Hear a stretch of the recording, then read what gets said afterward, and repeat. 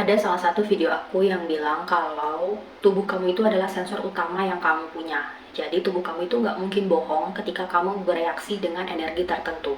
Dan aku mau sharing pengalaman aku ketika aku menerima orang untuk decoding blueprint ke aku. Kalau misalkan kalian lihat di profil aku ya, itu kan dijelaskan kayak tidak semua orang itu aku terima energinya.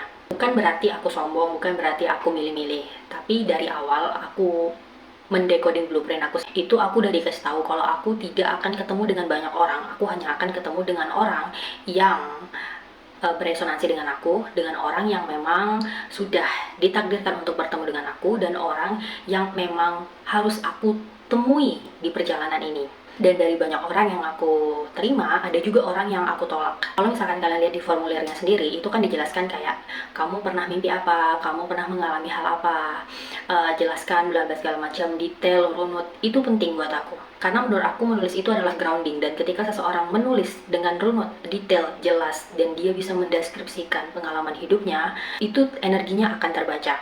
Waktu di awal-awal tuh pernah ada yang datang dengan dia ketika dia menjelaskan kayak aku nggak pernah mimpi kak, terus aku mengalami pengalaman gitu, misalkan aku pernah hilang motor, aku pernah hilang handphone.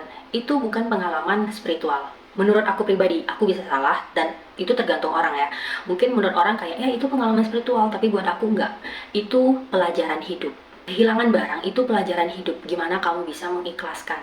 Tapi beda cerita kalau misalkan kamu kehilangan seseorang, kemudian kamu mengalami transformasi hidup. Itu beda ceritanya. Pernah ada yang detail cerita biasa aja, dia tidak panjang, dia tidak runut, tapi ketika ada satu bagian dari ceritanya yang aku baca, ketika dia bilang kayak waktu kecil aku pernah bermimpi ketemu dengan makhluk putih, seketika telinga kiri aku berdenging. Oke, aku harus terima orang ini. Nggak tahu kenapa, aku harus terima dia. Dan kemudian ketika aku baca bagian bawahnya, ketika dia bilang kayak, ya aku mengalami pernikahan seperti ini, seperti ini, seperti ini. Itu punggung aku rasanya kayak tiba-tiba pegal banget, sakit banget, kayak orang capek yang habis duduk. Tapi reaksi punggung itu yang menjelaskan kayak, ini orang punya energi yang stagnan di badannya dia.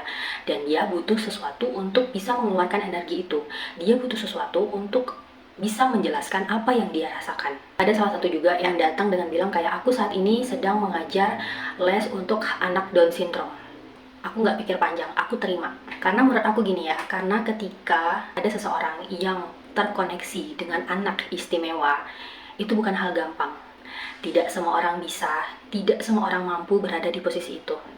Dan benar aja, ketika kita lihat pola kecilnya seperti apa, itu menjelaskan kenapa dia bisa mengambil posisi itu. Dan ketika dilihat cerita masa kecilnya, itu menjelaskan ternyata dia punya kapasitas menampung beban yang besar dari sejak kecil. Makanya saat dia dewasa, dia bisa berada di posisi itu. Bahkan ketika aku tanya, kenapa kepikiran untuk mengambil pekerjaan itu? Dia bilang, nggak tahu, tiba-tiba kepikiran aja pengen ngambil itu, dan aku suka anak kecil. Itu sudah cukup menggambarkan ke aku apa yang terjadi dengan internalnya dia.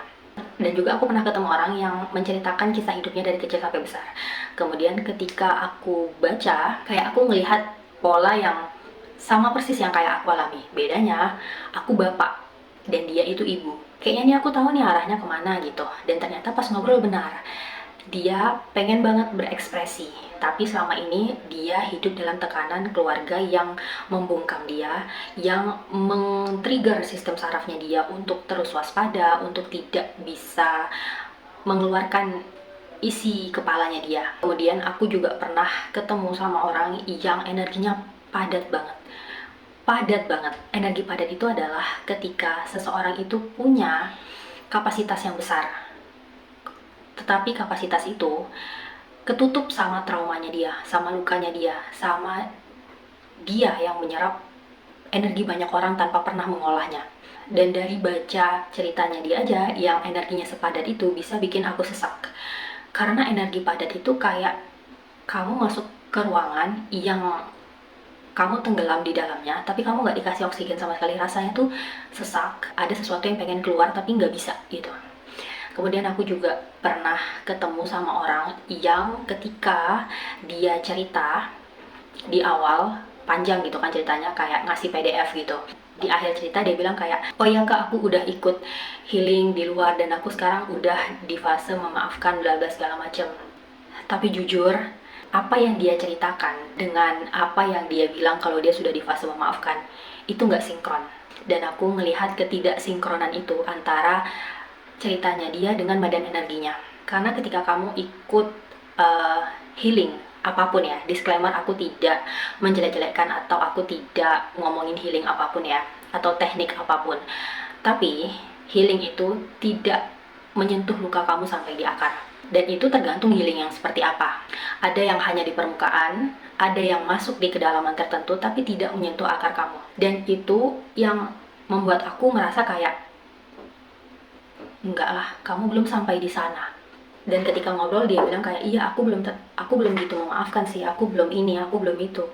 Itu udah cukup menjelaskan ke aku bagaimana dia belum benar-benar ada di titik itu, bagaimana dia belum benar-benar ada di titik memaafkan.